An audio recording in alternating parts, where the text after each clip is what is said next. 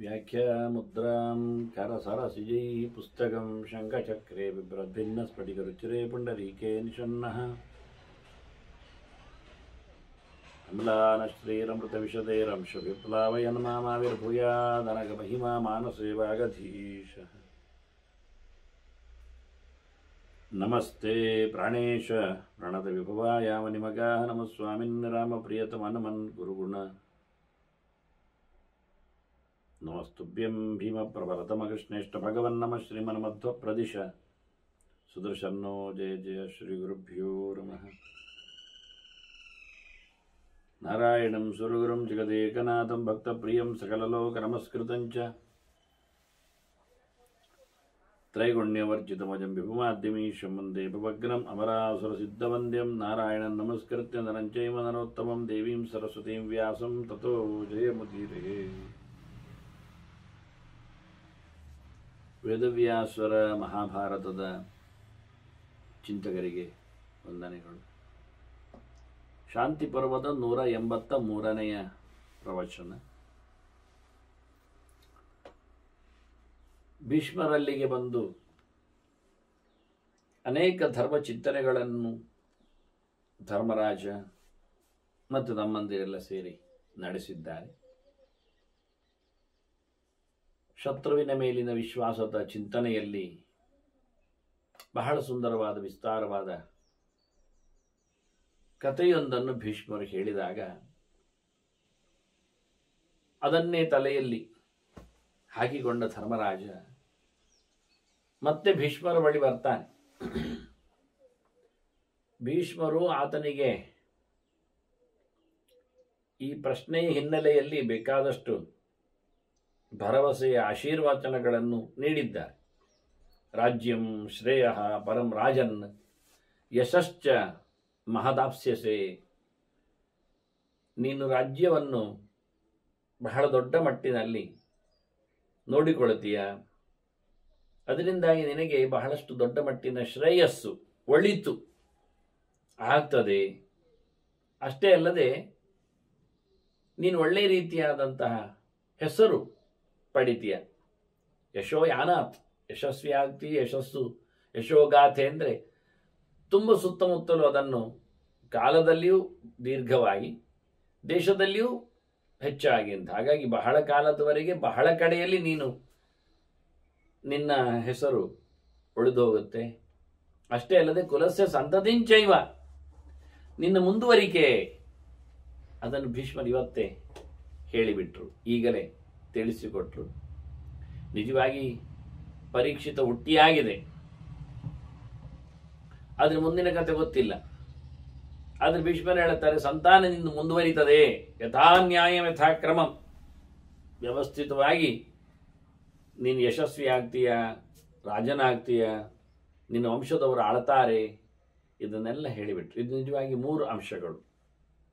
ಕಳೆದ ಬಾರಿ ಹೇಳುವಲ್ಲಿ ತ್ರಿವರ್ಗಕ್ಕೆ ತೊಂದರೆಯಾಗದಂತಹ ಬದುಕು, ರಾಜ್ಯ ಆಡಳಿತ ಅದು ನಿನ್ನದಾಗಲಿ ಅಂತ ಭೀಷ್ಮರು ಹೇಳಿದ್ರು. ಹೀಗೆ ತ್ರಿವರ್ಗವನ್ನು ಉಪಯೋಗಿಸಿಕೊಂಡಾಗ ಧರ್ಮಾರ್ಥ ಕಾಮಗಳ ನೆಲೆಯಲ್ಲಿ ಕಾಮದ ಚಿಂತನೆಯಲ್ಲಿ ಸಂತಾನದ ಮುಂದರಿಕೆ ಅದಾಯಿತು. ವಂಶ ಮುಂದುವರಿತದೆ, ರಾಜ್ಯಾಡಳಿತ ನಿಲ್ಲದು ಎನ್ನುವ ನೆಲೆಯಲ್ಲಿ ಇದು ಕಾಮದ ಪ್ರಸಾದ. ಇತ್ತ ನೋಡಿದರೆ ಅರ್ಥದ ವ್ಯವಸ್ಥೆಯಲ್ಲಿ ರಾಜ್ಯದ ಆಡಳಿತ, ದುಡ್ಡಿಲ್ಲದೆ ದೊರೆತನಕ್ಕೆ ಬೆಲೆ ಇಲ್ಲ ಆಗ್ತದೆ. ಹಾಗಾಗಿ ಪ್ರಜೆಗಳು ಇಷ್ಟಪಡುವುದಿಲ್ಲ. ಹೀಗಾಗಿ ಬಹಳ ದೊಡ್ಡ ಮಟ್ಟಿನಲ್ಲಿ ಶ್ರೀಮಂತವಾದ ರಾಜ್ಯ ಆಡಳಿತ, ಶ್ರೀಮಂತವಾದ ಜನರು, ಶ್ರೀಮಂತವಾದ ಬದುಕು. ಇನ್ನು ಧರ್ಮದ ನೆಲೆಯಲ್ಲಿ ಪರಲೋಕದ ಕತೆ, ಶ್ರೇಯಸ್ಸು, ಆತ್ಯಂತಿಕವಾದ ಶ್ರೇಯಸ್ಸು. ಈ ರಾಜ್ಯದ ಆಡಳಿತ ಒಂದೊಂದಕ್ಕೆ ಒಂದೊಂದು ಮುಖ.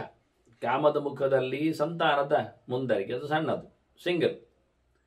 ಆ ನಂತರದಲ್ಲಿ ಧರ್ಮದ ಅರ್ಥದ ಚಿಂತನೆಯಲ್ಲಿ ಯಶಸ್ವಿಯಾದ ಆಡಳಿತ, ಯಶಸ್ವಿಯಾಗಿರತಕ್ಕಂತಹ ಹೆಸರು ಇದ್ದಾಗ ಒಳ್ಳೆಯ ಆಡಳಿತ, ಒಳ್ಳೆಯ ರಾಜ, ಹೋದ ಬಳಿಕವೂ ಬಹಳಷ್ಟು ಯಶಸ್ವಿಯಾದ ಆದರ್ಶನಾದ ರಾಜ ಅಂತ.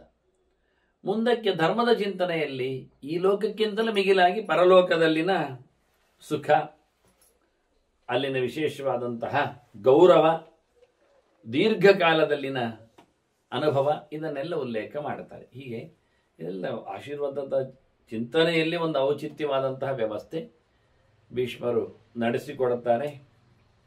ಧರ್ಮರಾಜ ಕೇಳುತ್ತಾನೆ, ಕಥೆಯ ಹಿನ್ನೆಲೆಯಲ್ಲಿ ಅದೇ ಗುಂಗಿನಲ್ಲಿದ್ದ ಹೇಳಿದ್ದಲ್ಲ, ಹೇಳುತ್ತಾನೆ, ಅಲ್ಲ, ಅವಿಶ್ವಾಸದಿಂದ ಶತ್ರುಗಳನ್ನು ಗೆಲ್ಲಿಕ್ಕೆ ಬರ್ತದೆ, ಶತ್ರು ಜಯ. ಅದೇ ಬೆಕ್ಕಿನ ಮೇಲೆ ವಿಶ್ವಾಸ ಇಡದೆ ಇಲಿ ಗೆದ್ದ ರೋಚಕವಾದ ಸನ್ನಿವೇಶದ ಒಂದು ಇನ್ಫ್ಲುಯೆನ್ಸ್. ಒಂದೊಮ್ಮೆ ವಿಶ್ವಾಸ ಇಟ್ಟರೆ ಭಯ. ಹೇಳಿಕೊಂಡ್ರಿ ನೀವು, ಏನು ಮಾಡುತ್ತೋ ಗೊತ್ತಿಲ್ಲ. ಈ ಇಲ್ಲಿ ಹತ್ತಿರಕ್ಕೆ ವಿಶ್ವಾಸದಲ್ಲಿ ಹೋಗಿದ್ರೆ, ಇಲ್ಲಿ ಹತ್ತಿರ ಹೋಗಿದ್ರೆ ಏನಾಗ್ತಿತ್ತು, ಅದಕ್ಕೆ ಭಯ. ಅದು ಹೇಳ್ತಾ ನೋಡು, ನಾನು ವಿಶ್ವಾಸ ಇಡಲ್ಲ, ವಿಶ್ವಾಸ ಇಟ್ಟರೆ ನನಗೆ ನಿನ್ನ ಭಯ ಇದೆ, ನಿನ್ನ ಮನೆ ಮಂದಿ ಭಯ ಇದೆ, ಇನ್ನೇನು ಕಾರಣ ಉಳಿದಿಲ್ಲ ಅಂತ. ಹೀಗಾಗಿ ವಿಶ್ವಾಸ ಇಟ್ಟರೆ ಭಯ ಆಗ್ತದೆ, ವಿಶ್ವಾಸ ಬಿಟ್ಟರೆ ಜಯ ಆಗ್ತದೆ. ಇದು ಏನು ಅರ್ಥ ಆಗ್ತಾ ಇಲ್ಲ, ಇದನ್ನು ಹೇಗೆ ನಡೆಸಿಕೊಡುವ ವ್ಯವಸ್ಥೆ? ಧರ್ಮರಾಜನಿಗೆ ವಿಶ್ವಾಸ ಇಡುವುದರಲ್ಲಿ ತುಂಬ ವಿಶ್ವಾಸ, ವಿಶ್ವಾಸ ಇಡಬಾರದು ಎನ್ನುವುದರ ಮೇಲೆ ವಿಶ್ವಾಸ ಇಲ್ಲ ಅವನಿಗೆ. ಅಂತಹ ಶಾಂತಿಪ್ರಿಯ. ಹೀಗಾಗಿ ಸ್ವಲ್ಪ ವಿಷಯ ಕ್ಲಿಷ್ಟ ಆಗಿಬಿಟ್ಟಿದೆ. ಅದೆಂತ ಅಂತ ಮತ್ತೆ ವಿವರಣೆಗಾಗಿ ಧರ್ಮರಾಜ ಕೇಳಿದಾಗ ಭೀಷ್ಮರು ಬಹಳ ಚಂದವಾದ ಇನ್ನೊಂದು ಕಥೆ ಹೇಳುತ್ತಾರೆ. ಒಂದು ಕಥೆಯನ್ನು ಸರಿಗೊಳಿಸಲಿಕ್ಕೆ ಮೊದಲೊಂದು ಕಥೆ, ಕಾಂಪಿಲ್ಯ ದೇಶದ ಬ್ರಹ್ಮದತ್ತರಾಜನ ಕಥೆ. ಅವನಲ್ಲಿ ಪೂಜನಿ ಎನ್ನತಕ್ಕಂಥ ಹಕ್ಕಿ ಇದ್ದ. ಬಹಳ ಸುಂದರವಾದ ಕಥೆ. ನಾನು ಬಹಳ ಹಿಂದೆ ಇದನ್ನು ವಿಸ್ತಾರವಾಗಿ ತಿಳಿಸಿಕೊಟ್ಟದ್ದು ಉಂಟು, ಇಲ್ಲೇನಲ್ಲ. ಪೂಜನಿ ಅದೊಂದು ಹಕ್ಕಿ, ಅದು ನಿಜವಾಗಿ ಪೂಜನಿ ಎಳೆ. ಆ ಹಕ್ಕಿ ಅದು ಹೆಣ್ಣು ಹಕ್ಕಿ ಪೂಜನಿ. ಯಾರಲ್ಲಿಯೂ ಪಕ್ಕ ಹೆಸರು ಕಾಣುವುದಿಲ್ಲ ಪೂಜನಿ ಅಂತ ಹೇಳಿಕೊಂಡು. ಪೂಜಾ ಕಾಣುತ್ತಾಳೆ, ಪೂಜನಿ ಕಾಣುತ್ತಾ ಇಲ್ಲ. ಹಾಗಾಗಿ ಪೂಜನೀಯಳು ಅನ್ನೋ ನೆಲೆಯಲ್ಲಿ ಆಕೆ ರಾಜನ ಭಾರಿ ಮಿತ್ರಳು. ಅವಳಲ್ಲಿ ಒಂದು ಸ್ಪೆಷಾಲಿಟಿ ಏನು ಕೇಳಿದರೆ, ಋತಜ್ಞ ಸರ್ವಭೂತಾನಾಂ ಯಥಾ ವೈ ಜೀವ ಜೀವಕಃ ಸರ್ವಜ್ಞ ಸರ್ವಧರ್ಮಜ್ಞ. ಅವಳಿಗೆಲ್ಲ ಸಂಗತಿ ಗೊತ್ತುಂಟು, ಮತ್ತೆ ಎಲ್ಲರ ಧರ್ಮಗಳ ಬಗ್ಗೆ ಗೊತ್ತುಂಟು ಅವಳಿಗೆ. ರಾಜಧರ್ಮ, ಆಪದ್ಧರ್ಮ, ವೈಶ್ಯರ ಧರ್ಮ, ವ್ಯಾಪಾರ ಧರ್ಮ, ಜನರ ಪ್ರಜಾಧರ್ಮ, ತತ್ವಧರ್ಮಗಳು ಎಲ್ಲ ಗೊತ್ತುಂಟು ಅವಳಿಗೆ. ಆ ಹಕ್ಕಿಗೆ ಅದು ಜನ್ಮಾಂತರದ್ದೆಲ್ಲ ವಿಶೇಷತೆ ಇರಲಿ. ಅದಕ್ಕೂ ವಿಶೇಷ ಏನು ಕೇಳಿದರೆ, ಅವಳಿಗೆ ಧರ್ಮ ಗೊತ್ತುಂಟು ಅಂತಾಗಲಿ, ಅವಳಿಗೆ ವಿಷಯ ಗೊತ್ತುಂಟಾಗಲಿ, ನಮಗೆ ಗೊತ್ತು ಕೇಳಿದರೆ ಅವಳಿಗೆ ಎಲ್ಲರ ಭಾಷೆಗಳು ಬರ್ತದೆ. ಋತಜ್ಞ, ಎಲ್ಲರೂ ಮಾತಾಡಿದ್ದು ಅರ್ಥ ಆಗುತ್ತೆ. ಹಕ್ಕಿಗಳದ್ದು ಪ್ರಾಣಿಗಳದ್ದೆಲ್ಲ ಭಾಷೆ ಬರ್ತದೆ ಅವಳಿಗೆ. ಎಲ್ಲ ಪ್ರಾಣಿಗಳ ಮನುಷ್ಯರ ಭಾಷೆ ಬರಲಾಗಿ ಅದೊಂದು ವಿಶಿಷ್ಟವಾದಂತಹ ಒಂದು ಹಕ್ಕಿ ಆಗಿದೆ. ಹೇಗೆ ಕೇಳಿದರೆ, ಈ ಉಳಿದ ಹಕ್ಕಿಗಳ ಭಾಷೆ ಬರ್ತದೆ ಎಂದು ಏನು ಹೇಳ್ತೀರಿ ಕೇಳಿದಾಗೊಂದು ಉದಾಹರಣೆ ದೃಷ್ಟಾಂತ ಬೇಕಲ್ಲ. ಯಥಾವೈ ಜೀವ ಜೀವಕ ಹೇಳ್ತಾರೆ, ಚಕೋರದಂತೆ ನೋಡಿ. ಚಕೋರ ಎನ್ನುವ ಹಕ್ಕಿ ಎಲ್ಲ ಪ್ರಾಣಿಗಳನ್ನು ತಿಳ್ಕೊಳ್ತದಂತೆ. ಅದು ಉಳಿದ ಹಕ್ಕಿಗಳು ಮಾತಾಡಿದರೆ ಏನು ಅರ್ಥ ಆಗ್ತದೆ ಎನ್ನುವುದು ಅದಕ್ಕೆ ಗೊತ್ತು, ಅದಕ್ಕೆ ಪ್ರತಿಸ್ಪಂದಿಸ್ತದೆ ಅಂತ ಒಂದು ನಿಯಮ ಹಕ್ಕಿಗಳ ನಾಡಿನಲ್ಲಿ. ಹಾಗಾಗಿ ಇದಕ್ಕೂ ಸಹ ಅದೇ ರೀತಿಯಾಗಿ ಎಲ್ಲ ವಿಷಯಗಳು ಗೊತ್ತಿದೆ ಅಂತ. ಹಾಗಾಗಿ ರಾಜನಲ್ಲಿ ಕೂತಿದೆ. ಅದು ಮರಿ ಇಟ್ಟಿತು. ಇದು ಒಂದೇ ಇಟ್ಟದ್ದು ನೋಡಿ, ಒಂದೇ ಮರಿ. ಕೆಲವು ಹಕ್ಕಿಗಳೆಲ್ಲ ತುಂಬ ಮೊಟ್ಟೆ ಇಡುತ್ತವೆ. ಈ ಹಕ್ಕಿ ಒಂದೇ ಮೊಟ್ಟೆ ಇಟ್ಟಿದೆ, ಒಂದೇ ಮರಿ ಇಟ್ಟಿದೆ. ಹಾಗಾಗಿ ಅಂಥದ್ದು ನಾವು ಜಾತಿಯನ್ನು ಹುಡುಕಬೇಕು. ಪೂಜನಿ ಹಕ್ಕಿಯ ಜಾತಿ ಯಾವುದು ಅಂತ ನೋಡಬೇಕಾದ್ರೆ ಸಾಮಾನ್ಯವಾಗಿ ಕಾಗೆ, ಕೋಗಿಲೆ, ಮೈನಾ ಇಂಥದ್ದೆಲ್ಲ ಅಲ್ಲ. ಯಾವ ಜಾತಿ ಹಕ್ಕಿ ಹೇಳಲಿಲ್ಲ, ಶಕುನಿ ಇಷ್ಟೇ ಹೇಳಿದ್ದವರು. ಹಾಗಾಗಿ ಈ ಹಕ್ಕಿ ಒಂದು ಮರಿ ಇಟ್ಟಿದೆ, ಗಂಡು ಮಗು ಅದರದ್ದು. ರಾಜನ ಹೆಂಡತಿಯು ಒಂದು ಮಗು ಇಟ್ಟಿದೆ, ಅದು ಗಂಡು ಮಗು. ಹಾಗೆ ಇದೇ ಸಮಕಾಲದಲ್ಲಿ ಎರಡು ಕಡೆಯಲ್ಲಿ ಸಹ ಅರಮನೆಯಲ್ಲಿ ಹಕ್ಕಿಗೂ ಒಂದು ಮಗುವಾಗಿದೆ, ರಾಜನಿಗೂ ಒಂದು ಮಗುವಾಗಿದೆ. ಇಬ್ಬರಲ್ಲಿ ಒಂದೊಂದು ಗಂಡು ಮಗು ಹುಟ್ಟಿದೆ. ಇದೇನು ಮಾಡುತ್ತದೆ ಹಕ್ಕಿ? ಸಮುದ್ರ ತೀರಂ ಸಾಗತ್ವ ಆಜಹಾರ ಫಲದ್ವಯಂ. ಸಮುದ್ರ ತೀರಕ್ಕೆ ಹೋಗಿ 2 ಹಣ್ಣನ್ನು ತಂದಿದೆ ಅದು ಹಕ್ಕಿ. ಅದು ವಿಶಿಷ್ಟವಾದ ಹಣ್ಣು. ಪುಷ್ಟ್ಯರ್ಥಂಚ ಸ್ವಪುತ್ರಸ್ಯ ರಾಜಪುತ್ರಸ್ಯ ಜೀವ. 2 ಹಣ್ಣು ಯಾಕೆ ಕೇಳಿದರೆ, ಒಂದು ತನ್ನ ಮಗ ಮರಿ ಬೆಳಿಲಿಕ್ಕೆ ಪುಷ್ಟ್ಯರ್ಥ, ಇನ್ನೊಂದು ರಾಜನ ಮಗನಿಗೆ ಪುಷ್ಟಿ ಆಗಲಿಕ್ಕೆ. ಹಾಗೆ 2 ಹಣ್ಣು ತಂದಿದೆ ಅದು. ಇಬ್ಬರಿಗೂ ಕೊಟ್ಟಿದೆ. ಅಷ್ಟು ಮಿತ್ರ ಅಂತ ಅದಕ್ಕೆ ಹೇಳಿದ್ದು, ಆ ಮಗುವಿಗೂ ಈ ಮಗುವಿಗೂ ಅಂತ. ಅಮೃತಾಸ್ವಾದ ಸದೃಶಂ ಬಲತೇಜ ವಿವರ್ಧನ. ಹಣ್ಣಿನ ಗುಟ್ಟಿಯನ್ನು ಕೇಳಿದರೆ ಭಾರಿ ರುಚಿ, ಅಮೃತದ ಹಾಗೆ. ಮತ್ತು ಅದು ಬಲವನ್ನು ತೇಜಸ್ಸನ್ನು ಎರಡನ್ನು ಬೆಳೆಸ್ತದೆ. ಬಲ ಅಂದರೆ ಶಾರೀರಿಕವಾದ ಬಲ, ತೇಜಸ್ಸು ಅಂದರೆ ವಿಶೇಷವಾದಂತಹ ಕಾಂತಿ, ಆಧ್ಯಾತ್ಮಿಕವಾದ ಸ್ಪಿರಿಟ್. ಅಲ್ಲ ಅಂತ ಆದರೂ ಅದು ಅಭೌತವಾದಂತಹ ಸಂಗತಿ ಅವನಲ್ಲಿರುವಂಥದ್ದು. ಹಾಗೆ ಈ ಎರಡನ್ನು ಒಳಗಿಂದ ಹೊರಗಿಂದ ಎರಡನ್ನು ಸಹ ಕಸುವನ್ನು ವೃದ್ಧಿಸುವ ಹಣ್ಣಿನ ವಿಶೇಷ. ಆದರೆ ಅದಕ್ಕೆ ಮಾತ್ರ ಅದು ಗೊತ್ತು. ಹಾರಿ ಹೋಗಿ ಬಹಳ ದೂರದಿಂದ ಅದು ತಂದುಕೊಡ್ತದೆ. ಹಾಗೆ ರೊಟೀನ್ ನಿತ್ಯ ಅದರ ಕತೆ. ಇದೇನಾಯಿತು ಒಂದು ಸರ್ತಿ ಅಂದರೆ, ಈ ಮಗು ಅದು ಹಕ್ಕಿ ಹೋದಾಗ ಹಕ್ಕಿ ಮರಿಯ ಜೊತೆಯಲ್ಲಿ ಆಡ್ತದೆ. ಆಡುವಾಗ ಧಾತ್ರಿಯ ಹಸ್ತಗತಶ್ಚಾಪಿ ತೇನ ಕ್ರೀಡತ ಪಶ್ಚಿನ. ಈ ಮಗುವನ್ನು ಕೆಲಸದವಳು ಹೊತ್ತುಕೊಳ್ತಾಳೆ, ಸಾಕು ತಾಯಿ ಧಾತ್ರಿ ಅರಮನೆಯಲ್ಲಿ. ಆಗ ಅದು ಹಕ್ಕಿಯ ಮರಿಯನ್ನು ಅದರ ಜೊತೆಯಲ್ಲಿ ಆಡ್ತದೆ. ಅವಳಿರುವಾಗ, ಅವಳ ಕೈಯಲ್ಲಿ ಮಗು ಇರುವಾಗ ಹಕ್ಕಿಯ ಮರಿಯ ಜೊತೆಯಲ್ಲಿ ಆಡುವುದುಂಟು. ಈ ಮಗು ಆ ಮಗು ಆಡ್ತದೆ. ಒಮ್ಮೆ ಏನು ಮಾಡಿತು, ಈ ಧಾತ್ರಿ ಇಲ್ಲದ ಸಮಯದಲ್ಲಿ ಆ ಮರಿಯನ್ನು ತಗೊಂಡೋಯ್ತು. ಮಗು ಹಕ್ಕಿಯ ಮರಿಯನ್ನು, ಗಂಡು ಮರಿಯನ್ನು ತಗೊಂಡೋಯ್ತು. ಶೂನ್ಯೇಚ ತಮುಪಾದಾಯ, ಯಾರಿಲ್ಲದ ಜಾಗಕ್ಕೆ ತಗೊಂಡೋಗಿ, ಯಾರಿಲ್ಲದಿದ್ದಾಗ ಅದನ್ನು ಹೊತ್ತುಕೊಂಡೋಯ್ತು. ತಪ್ಪಿಸಿ, ಕಣ್ಣು ತಪ್ಪಿಸಿ ತಗೊಂಡೋಗಿ ಕೊಂದಿತು. ಅಥವಾ ಮತ್ತೆ ಧಾತ್ರಿಯ ಹಸ್ತವಭಾಗತ, ಮತ್ತು ಆ ಕೈಗೆ ಬಂದು ಕೂತಿತ್ತು, ಧಾತ್ರಿ ಪಕ್ಕದಲ್ಲಿ ಬಂದು ಕೂತಿತ್ತು.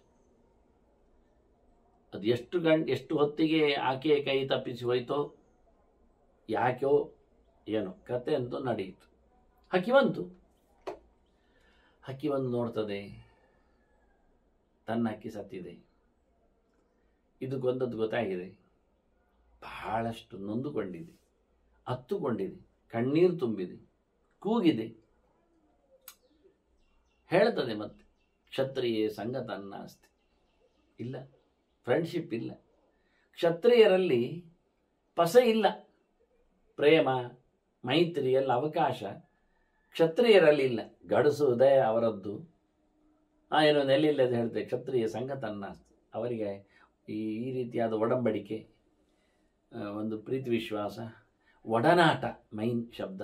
ಸಂಗತ ಅಂದರೆ ಒಡನಾಟ, ಒಟ್ಟಿಗಿರುವುದು, ಕೂಡುವುದಿಲ್ಲ.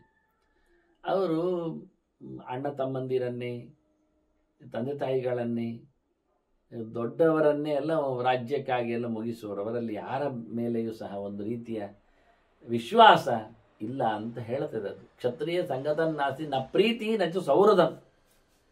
ಅವರಲ್ಲಿ ಪ್ರೀತಿ, ವಿಶ್ವಾಸ, ಗೆಳೆತನ, ನಂಟಸ್ತಿಗೆ ಇದೆಂತ ನಡೆಯುವುದಿಲ್ಲ, ಏನಿಲ್ಲ. ಘಾಟಿ ಹೃದಯ, ಕ್ರೂರ ಹೃದಯ, ಜಡ್ಡು ಹೃದಯ ಅವರದ್ದು. ಅದನ್ನು ಅವರಲ್ಲಿ ಸುಹೃತ್ವ, ಒಳ್ಳೆಯ ಮೃದುತನದ ಅಭಿಪ್ರಾಯ ಇಲ್ಲ. ಕಾರಣೇ ಸಂಭವಂತಿಯ ಕೃತಾರ್ಥ ಸಂತೇಜಂತಿಯ. ಎಷ್ಟು ಅವರು ಕ್ರೂರರು ಕೇಳಿದರೆ ಉಪಯೋಗಕ್ಕೆ ಬಂದಾಗ ಉಪಯೋಗಿಸ್ತಾರೆ, ಬೇಡ ಆದಾಗ ಬಿಟ್ಬಿಡ್ತಾರೆ. ಅವರಿಗೆ ಕಾರಣ ಉಂಟಾ, ಕೆಲಸ ಉಂಟಾ, ಆಗ ಯಾವುದಕ್ಕೂ ಬರ್ತಾರೆ, ಇರ್ತಾರೆ, ಅವರು ತಯಾರಿದ್ದಾರೆ. ಕಾರಣ ಮುಗೀತಾ, ಕೆಲಸ ಮುಗೀತಾ, ಅಲ್ಲಿ ಅವರು ಇರುವುದಿಲ್ಲ. ಅವ್ರಿಗೆ ಬೇಡ ಅವರಿಗೆ ಅದನ್ನು ಬಿಟ್ಟುಬಿಡ್ತಾರೆ. ಈ ನಮೂನಿ ಬೇಕಾದಾಗ ಸ್ವೀಕರಿಸುವವರು, ಬೇಡಾದಾಗ ಬಿಸಾಡುವವರು ಎಂದ ಕ್ಷತ್ರಿಯರು. ಕ್ಷತ್ರಿಯೇಸು ನವಿಶ್ವಾಸ ಕಾರ್ಯ. ಇವಳೊಂದು ಬೊಬ್ಬೆ ಹೊಡೆದು ಹೇಳಿಬಿಡುತ್ತಾಳೆ, ಹೌದು, ಕ್ಷತ್ರಿಯರಲ್ಲಿ ಯಾವತ್ತು ವಿಶ್ವಾಸ ಮಾಡಬಾರ್ದು. ನೋಡಿ, ಹಿಂದೆ ಕತೆ ಬಂದಾಗ ಅದು ವಿಶ್ವಾಸ ಮಾಡಲಿಕ್ಕಿಲ್ಲ ಅಂತ ಹೇಳಿದ ನಂತರದಲ್ಲಿ ನಾನು ನಿಮಗೆ ಕೊನೆಯ ಭೀಷ್ಮರ ಗೆರೆಗಳನ್ನು ಓದಿಕೊಂಡಾಗ ಅದರ ಬಗ್ಗೆ ಅಭಿಪ್ರಾಯ ಭೀಷ್ಮರದ್ದು ಬಹಳ ಹಿಂದಿನದ್ದು ಅಂತ ಹೇಳ್ತಾ ತೋರಿಸಿಕೊಟ್ಟಿದ್ದೆ. ಎಲ್ಲರಲ್ಲಿ ನೃಷು ಒಂದು ಶಬ್ದ ಇರೋದ್ರಿಂದ, ನೃಷು ನವಿಶ್ವಾಸ ಇರೋದ್ರಿಂದ ಮನುಷ್ಯರಲ್ಲಿ ಎಲ್ಲರಲ್ಲಿ ಅಲ್ಲ. ಇದು ರಾಜನೀತಿ ಪ್ರಕರಣ ಆದ್ದರಿಂದ ರಾಜರಲ್ಲಿ ಅಂತ ಅರ್ಥ, ರಾಜನೃಷು.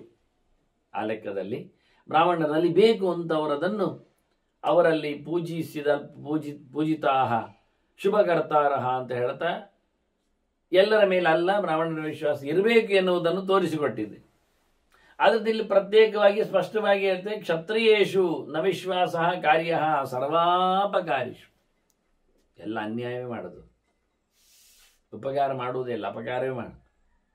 ಸ್ವಾರ್ಥಿಗಳವರು. ಹೀಗಾಗಿ ಅಪಕಾರ ಮಾಡತಕ್ಕ, ಎಲ್ಲರಿಗೂ ಅನ್ಯಾಯ ಮಾಡತಕ್ಕಂಥ, ಅಪಕಾರ ಮಾಡತಕ್ಕಂಥ ಕ್ಷತ್ರಿಯರಲ್ಲಿ ಯಾವತ್ತೂ ವಿಶ್ವಾಸ ಇಡಬಾರದು.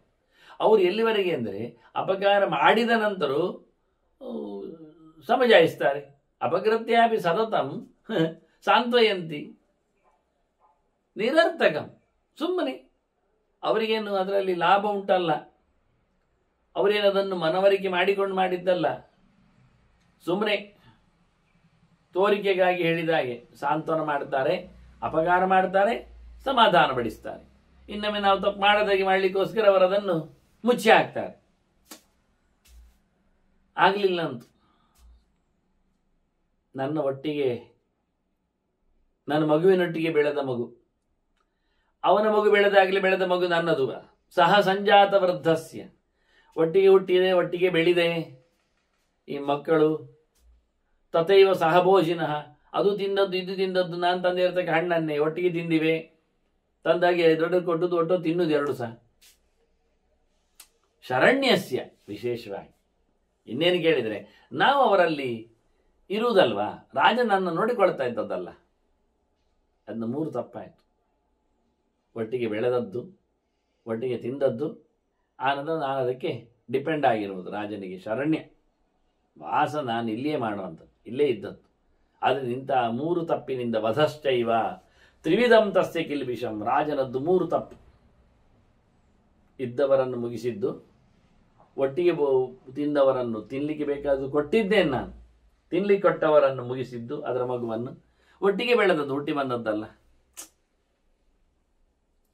3 ಬಗೆ ಅನ್ಯಾಯ ಮಾಡಿದ್ದಾನೆ ಅಂತ ಹೇಳ್ತಾ ಎಂತ ಮಾಡುವ, ಅನ್ಯಾಯಕ್ಕೆ ಅನ್ಯಾಯ ಹೇಳಿ ಕಾಲೆರಡರಿಂದ ಕಣ್ಣುಗಳೆರಡನ್ನು ಕುಕ್ಕಿ ಹಾಕಿತು ಮಗಿನತ್ತು.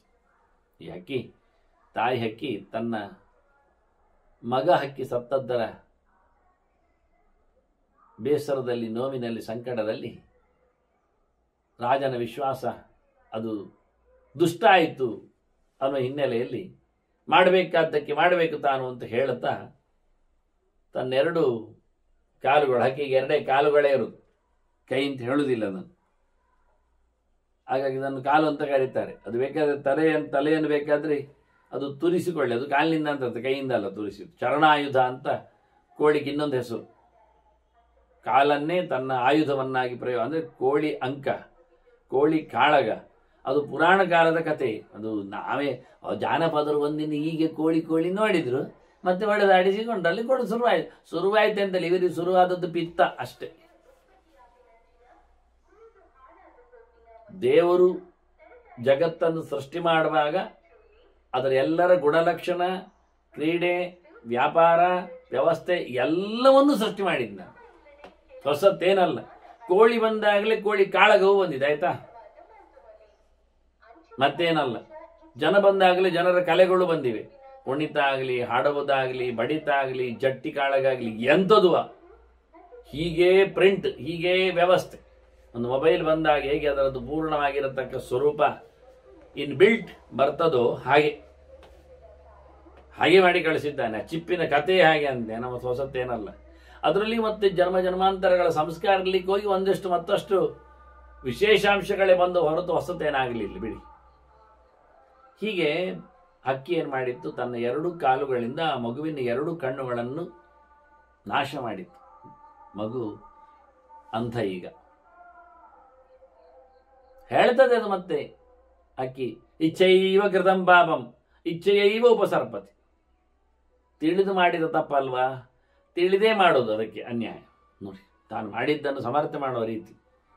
ಅವ್ರು ಗೊತ್ತಿದ್ದೇ ಮಾಡಿದ್ದಲ್ಲ ನನಗೆ ಉಪಟಳ ಮಾಡಿದವರಿಗೆ, ಅನ್ಯಾಯ ಮಾಡಿದ ಪಾಪಕ್ಕೆ ತಿಳಿದೇ ಅನ್ಯಾಯ ಆಗ್ತದೆ ನನ್ನಿಂದ. ನಾನು ತಿಳಿದೇ ಮಾಡ್ತಾ ಇದ್ದೆ, ನಾನೇನು ಗೊತ್ತಿಲ್ಲದೆ ಮಾಡ್ತಾ ಇದ್ದೇನೆ, ಮಾಡಬೇಕು ಅಂತಲೇ ಮಾಡ್ತಾ ಇದ್ದೆ. ಆದರೆ ಯಾವ ವ್ಯಕ್ತಿಗೂ ತಾನು ಬಯಸಿ ಮಾಡಿದ ಉಪದ್ರಕ್ಕೆ ಅವನಿಗೆ ಮಗದೊಬ್ಬ ಬಯಸಿ ಉಪದ್ರ ಮಾಡ್ತಾನೆ, ಅದು ಖಂಡಿತ ಒಂದು ಪಾಪಕ್ಕೆ ಒಂದು ಪಾಪ ಬರ್ತದೆ. ಮಾಡಿದ್ದಕ್ಕೆ ಪ್ರತಿಯಾಗಿ ಮಾಡುವವನು ಅದೇ ರೀತಿಯಾಗಿ ತಿಳಿದೇ ಮಾಡ್ತಾನೆ, ಆಯ್ತಾ?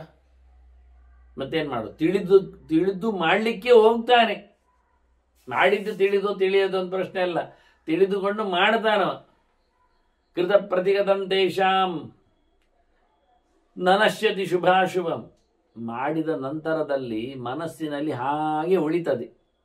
ಕೃತ ಪ್ರತಿಕೃತ, ನಾನೇನು ಮಾಡಿದೆ, ಅವನೇನು ಮಾಡಿದ, ಅವನೇನು ಮಾಡಿದ್ದಕ್ಕೆ ನಾನು ಏನು ಮಾಡಿದೆ, ಎಲ್ಲರಿಗೂ ನೆನಪಿರ್ತದೆ. ಅದು ಒಳ್ಳೆಯದಾಗಲಿ ಕೆಟ್ಟದ್ದಾಗಲಿ ತಲೆಯಿಂದ ಅಳಿಸಿ ಹೋಗುವುದಿಲ್ಲ. ಕೆಲವರು ಹೇಳುದು ಕೆಟ್ಟದ್ದು ಮಾಡಿದ್ದು ಒಳ್ಳೆ ನೆನಪಿರ್ತದೆ, ಒಳ್ಳೇದು ಮಾಡಿದ್ದು ಒಂದು ಉಂಟು ಮಾರ್ಯಾರೆ, ಒಳ್ಳೇದು ಮಾಡಿದ್ದು ನೆನಪಿರ್ತದೆ, ಅವನ ನೆನಪಿಲ್ಲದಂತೆ ತೋರಿಸುವುದು ಅಷ್ಟೇ ನಾಟಕ. ಯಾರು ಹೇಳಿ? ಇದು ಹಕ್ಕಿ ಹೇಳ್ತದೆ ನೋಡಿ, ಕೃತ ಪ್ರತಿಕೃತಂ ಸರ್ವಂ, ಯಾವಾಗಲೂ ತೇಷಾಂ ಕೃತ ಪ್ರತಿಕೃತಂ ತೇಷಾಂ ನನಶ್ಯತಿ ಶುಭಾಶುಭಂ.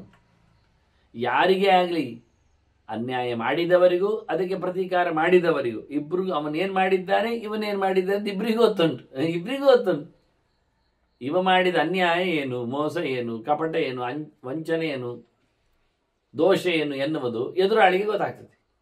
ಅದಕ್ಕೆ ಸರಿಯಾಗಿ ಅವನು ಮಾಡುವಾಗ ಅವನಿಗೆ ತಾನು ಮಾಡ್ತಾ ಇರುವುದು ಎನ್ನುವುದು ಗೊತ್ತಿರ್ತದಲ್ಲ.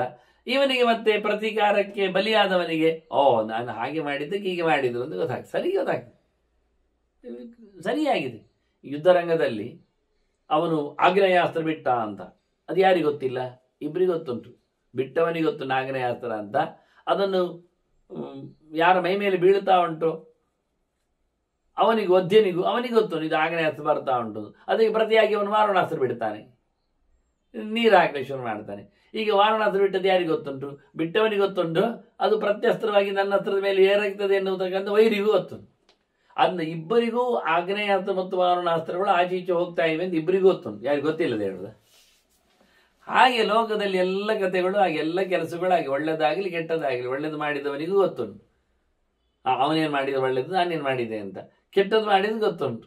ಅದು ನಾವು ಹೇಳುದು ಒಳ್ಳೇದು ಮಾಡಿದ್ದು ಒಂದು ನೆನಪಿಲ್ಲ ಮಾರೆ, ಕೆಟ್ಟದ್ದು ಮಾಡಿದೆಲ್ಲ ನೆನಪಿರ್ತದೆ ಅಂತ. ಅದು ನಾವು ಬೇಕು ಅಂತಲೇ ಹೇಳುದು, ನೆನಪಿರ್ತದೆ, ಅದನ್ನು ತೋರಿಸುವುದಿಲ್ಲ, ನೆನಪಿಸಿಕೊಳ್ಳುವುದಿಲ್ಲ. ಒಳ್ಳೇದು ಮಾಡಿದ್ದನ್ನು ಹೇಳಿದರೆ ಮತ್ತೆ ಅದು ಅವರಿಗೆ ನಾಚಿಕೆ ಆಗ್ತದೆ. ಹೇಳಿಕೊಂಡು ತಿರುಗಿದ್ರೆ ನಾನು ಇವರು ಒಳ್ಳೇದು ಮಾಡಿದ ನಂಗೆ ಹೇಳಿದರೆ ಶೇ ಕೆಟ್ಟದ್ದು ಮಾಡಿದ್ದನ್ನು ಒಂದನ್ನು 100 ಸರ್ತಿ ಹೇಳ್ತಾನೆ, ಒಳ್ಳೇದು 100 ಮಾಡಿದ್ದು 1 ಸರ್ತಿ ಹೇಳುವುದಿಲ್ಲ ಒಳ್ಳೇದಾಯಿತು ಅಂತ. ನೋಡಿ ಎಷ್ಟು ಚೆನ್ನಾಗಿರ್ತದೆ ಅಂತ. ಅದರಿಂದ ಇದು ಹೇಳ್ತದೆ, ಮನಸ್ಸಿನಲ್ಲಿ ಹೋಗುವುದಿಲ್ಲ. ಅವನ ಬಾಯಲ್ಲಿ ಬೇಕಾದ್ರೆ ಹೇಳದೆ ಕೂತ್ಕೊಳ್ಳಬಹುದು, ಮುಗಿದೋಯ್ತಲ್ಲ ಘಟನೆ ಅಂತ. ಆದರೆ ಮನಸ್ಸಿನಲ್ಲಿ ಘಟನೆ ಮುಗಿದಿರುವುದಿಲ್ಲ. ಪ್ರತಿಯೊಬ್ಬರ ತಲೆಯೊಳಿಯೂ ನೋವು ಇರ್ತದೆ, ಮಾಡಿದ ಅನ್ಯಾಯದ ರಿಸಲ್ಟ್ ಇರ್ತದೆ. ಪಾಪ ಕರ್ಮ ಕೃತಂ ಕಿಂಚಿತ್ ಯದಿ ತಸ್ಮಿನ್ ನ ವಿದ್ಯತೆ ನಿಪಾತಿತೆ ಪುತ್ರೇಶು ಪೌತ್ರೇಶು ಪಿಚ ನಪ್ತೃಷು. ಮಾಡಿದ ತಪ್ಪು ಒಂದೊಮ್ಮೆ ಕೆಲವರು ಹೇಳುದು ನನಗೆ ನೆನಪಿಲ್ಲ, ಯಾಕೆ ಅಂದರೆ ನನಗೆಂತ ಆಗಲಿಲ್ಲ, ಎಂತಾಗಲಿಲ್ಲ. ಹಾಗೆ ನನಗೇನು ಆಗಲಿಲ್ಲ, ನನಗೆ ಎಂತ ಆಗಲಿಲ್ಲ.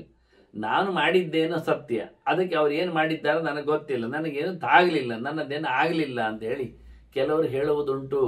ಪಾಪಕರ್ಮ ಕೃತಂ ಕಿಂಚಿತ್ ಯದಿ ತಸ್ಮಿನ್ ನವಿದ್ಯತೆ. ಮಾಡಿದ ಅನ್ಯಾಯಕ್ಕೆ ಒಂದು ಚೂರು ಅವನಿಗೆ ಪೆಟ್ಟು ಸಿಗದಿದ್ರೆ, ಎಲ್ಲರೂ ಹೇಳುದಾಗೆ ಅನ್ಯಾಯ ಮಾಡ್ತಾರೆ, ಆರಾಮಾಗಿರ್ತಾರೆ, ಅವ್ರಿಗೆ ಏನು ಪೆಟ್ಟು ತಾಗುವುದಿಲ್ಲ ಅಂತ ಹೇಳಿಕೊಂಡು ಏನಲ್ಲ. ಇದು ಹೇಳ್ತದೆ, ಮಾಡಿದ ತಪ್ಪು ಒಂದೊಮ್ಮೆ ಉಂಟು ಹೌದಾದರೆ ನಿಪಾತ್ಯತೆಯ ಪುತ್ರೇಶ್, ಅವರ ಮಕ್ಕಳಿಗೆ ಒಂದು ಬೀಳ್ತದೆ ಅವರು ಮಾಡಿದ ಗ್ರಾಚಾರ. ಇವತ್ತು ಹೆಚ್ಚಿನ ಮಕ್ಕಳೆಲ್ಲ ತಿನ್ನುವುದು ಅದಕ್ಕೆ, ಅವನ ಅಪ್ಪ ಅಮ್ಮ ಮಾಡಿದ ಪ್ರಾರಬ್ಧಕ್ಕೆ, ಅವರು ಮಾಡಿರತಕ್ಕಂಥ ಅನ್ಯಾಯಕ್ಕೆ. ಅವರು ತಿನ್ನದೆ ಎಸ್ಕೇಪ್ ಆದರೂ ಈಗ ಮಕ್ಕಳದನ್ನು ತಿನ್ಲಿಕ್ಕೆ ಶುರು ಮಾಡಿದ್ದಾರೆ. ಪ್ರಶ್ನೆಯಲ್ಲಿಟ್ಟಲ್ಲೆಲ್ಲ ಬರ್ತದೆ, ನಿಮ್ದು ಹಿಂದಿನವರೆಲ್ಲ ಸ್ವಲ್ಪ ಗೋಲ್ಮಾಲ್ ಮಾಡಿ ನುಂಗಿ ಹಾಕಿದ್ದಾರಲ್ಲ, ಅದಕ್ಕೆ ನಾವೆಂತ ಮಾಡೋದು, ಅಲ್ಲ ಅದು ನಿಮಗೆ ತಾಗಿದೆ ಈಗ ಅಂತ ನೀವು ಪ್ರಾಯಶ್ಚಿತ್ತ ಮಾಡಿಕೊಳ್ಬೇಕು ಅಂತ. ಕೆಲವೊಮ್ಮೆ ಇವರು ಹೇಳ್ತದೆ, ಪೂಜನ್ ಇವಳು ಹೇಳ್ತಾಳೆ, ಅಷ್ಟೇ ಅಲ್ಲಪ್ಪ, ಪೂಜನೆ ಹೇಳ್ತಾಳೆ ನಿಪಾತೇಶ್ ಪುತ್ರೇಶ್ ಮಾತ್ರ ಅಲ್ಲ ಪೌತ್ರೇಶ್ ಅಪಿ. ಮೊಮ್ಮಕ್ಕಳಿಗೂ ಬೀಳ್ತದೆ ಕೆಲವೊಮ್ಮೆ ಬೆಟ್ಟು. ಆಗ ಪ್ರಶ್ನೆಯಲ್ಲಿ ಕೇಳುವಾಗ ನಿಮ್ಮ ತಂದೆಯಂದಿರು ಬರುವುದಲ್ಲ, ನಿಮ್ಮ ಅಜ್ಜಂದಿರು ಸಹ ಸ್ವಲ್ಪ ಲಪಟ ಮಾಡ್ತಿದ್ರಂತೆಲ್ಲ ಶುರು ಮಾಡ್ತಾನೆ. ಅದಕ್ಕೆ ಎಂತ ಮಾಡ್ತೀಗ ನಾವು? ಅಲ್ಲ, ಅವರ ಸಂಕಲ್ಪ ಅದು, ಎಂತ ಮಾಡ್ತೀಗ, ಸರಿ ಮಾಡ್ಲಿಕ್ಕೆ ಉಂಟಲ್ಲ. ಇನ್ನು ಮುಂದುವರಿಸಿ ಹೇಳ್ತದೆ ಪೂಜನಿ, ಮೊಮ್ಮಕ್ಕಳಿಗೂ ತಾಗದಿದ್ರೆ ಮರಿಮಕ್ಕಳಿಗೂ ಒರೆಸ್ಲಿಕ್ಕೆ ಉಂಟು ಹೇಳ್ತದೆ. ನಪ್ತೃಷ್ ನೋಡಿ, ಜೋರುಂಟು ನೋಡಿ. ನಿಪಾತಿದೇಸಿ ಪುತ್ರೇಶು ಪೌತ್ರೇಶು ಅಪಿಚ ನಪ್ತೃಷ್. ಯಾರಿಗೆ ಸಿಗೋದಿಲ್ಲೀಗ? ಮಾಡಿದ್ದುಣ್ಣು ಮಹಾರಾಯ ಎಲ್ಲಿರಿ 3 ತಲೆಮಾರವರೆಗೆ ಅದನ್ನು ಸೇರಿಸಿ ಮಾಡಿದ್ದನ್ನು ಮಹಾರಾಯ ಎಲ್ಲಿವರೆಗೆ 3 ತಲೆಮಾರೊಳಗೆ. ಮಗನಿಗೆ, ಮಗನ ಮಗನಿಗೆ, ಮಗನ ಮಗನ ಮಗನಿಗೆ, ಮೊಮ್ಮಗನಿಗೆ, ಮರಿಮಗನಿಗೆ. ಇನ್ನು ಬೇಕಾದ್ರೆ ಮುಂದೆ ಹೋಗ್ತದೆ. ಇಲ್ಲೇ ಹೇಳಿರೋರು ಅಪಿಚ ಹೇಳಿದ್ದಾರೆ, ಮತ್ತು ಉಂಟು ಮುಂದುವರಿತದೆ. ಕೊನೆಗೆ 3 ತಲೆಯಲ್ಲ 7 ತಲೆವರೆಗೂ ಹೋಗ್ತದೆ. ಪಕ್ಕ ನೀವು ಕಡಿಯಲಾರದಷ್ಟರವರೆಗೆ ಹೋಗ್ತದೆ. ಪಕ್ಕ ಕಡಿಲಿಕ್ಕೆ ಬರುವುದಿಲ್ಲ. 7 ತಲೆಯವರು ಒಮ್ಮೆಲೆ ಸಿಗುವುದಿಲ್ಲ ನಮಗೆ. ಅದರಿಂದ ಬಹಳ ರೇರ್ ಆಗಿ ಬರಬೇಕು ಅವರು ಪುಣ್ಯಕ್ಕೆ. ಕೊಡೋದಿಲ್ಲ ಅಂತ ಇವಳು ಬಹಳ ಚೆನ್ನಾಗಿ ಹೇಳ್ತಾಳೆ. ಪಾಪ ಮಾಡಿದವನು ಒರೆಸಿಕೊಂಡು ಹೋದ, ತನಗೇನಾಗಲಿಲ್ಲ ಅಂತ ಹೆಮ್ಮೆ ಪಡೋದು ಬೇಡ. ಅವನ ಪಾಳೆಯದವರು, ಪರಂಪರೆಯವರು ಖಂಡಿತ ಅದನ್ನು ನುಂಗಬೇಕಾಗ್ತದೆ, ತಿನ್ನಬೇಕಾಗ್ತದೆ. ಜಾಗ್ರತೆ ಅಂತ. ತಪ್ಪು ಮಾಡಿ ಆಯ್ತು, ಪ್ರತೀಕಾರ ನಡೆಸಿ ಆಯ್ತು, ಅವಳು ಕೂಗಿಕೊಂಡದ್ದು ಆಯ್ತು. ಬ್ರಹ್ಮದತ್ತ ರಾಜ ನೋಡಿಕೊಂಡ, ಹೇಳ್ತಾನೆ, ಹೌದು ನಾವು ಮಾಡಿದ್ದು ತಪ್ಪುಂಟು. ಅಸ್ತಿ ವೈ ಕೃತಂ ಅಸ್ಮಾಭಿ ಅಸ್ತಿ ಪ್ರತಿರದಂತ್ವಯ. ನಾವು ಮಾಡಿದೆವು, ನೀನು ಮಾಡಿದೆ. ನಾವು ಮಾಡಿದ್ದಕ್ಕೆ ಪ್ರತಿಯಾಗಿ ನೀನು ಮಾಡಿದೆ. ನಾವು ಕೃತಂ, ನಿಂದು ಪ್ರತಿಕೃತಂ.